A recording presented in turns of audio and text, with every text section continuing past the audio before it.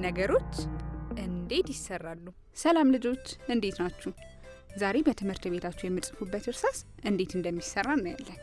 እርሳስ ሲሰራ ልክ እንደ ምግብ አሰራር ቅደም ተከተል አለው። እስኪ አብረን እንየው። መጀመሪያ እርሳስ ውስጥ ያለው ጥቁር ንጥረ ነገር። እርሳስ ውስጥ ያለው ጥቁሩ ንጥረ ነገር ግራፋይት ይባላል። ይህንን ግራፋይት ከሸክላና ከውሃ ጋር በደንብ አድርገው ያቦኩታል። ከዚያ የተቀላቀለውን ሸክላና ግራፋይት ቀጫጭን ቅርጽ ማውጫ ባለው ማሽን ውስጥ እንዲሄድ ሲያደርጉት ረጅም የፓስታ ቅርጽ ያለው ሆኖ ይወጣል። ቀጥሎ የፓስታ ቅርጽ የያዘው ግራፋይት በጣም ትኩስ በሆነ እሳት አድርገው ሙቀት ይሰጡታል። ይሄ በጣም ጠንካራና እንዳይሰበር ያደርገዋል። በመቀጠል ግራፋይቱ የሚገባበትን እንጨት ማዘጋጀት። አሁን ደግሞ ለግራፋይቱ የሚሆን እንጨት ማዘጋጀት ያስፈልጋል። ብዙውን ጊዜ ጥሩ መዓዛ ያለው የጥድ እንጨት ነው የሚጠቀሙት።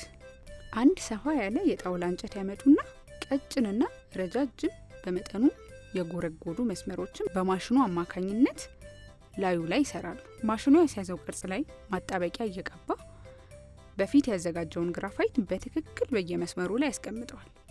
ከዚያስ ልክ እንደ መጀመሪያው መስመር ያለው ሌላ የጣውላ እንጨት ያመጡና በላዩ ላይ ማጣበቂያ ቀብተው ልክ ሳንድዊች እንደሚሰራ አድርገው ከላይ ያጣብቁታል። ማጣበቂያው በደንብ እንዲደርቅ በጣም አጥብቀው ይጫኑታል።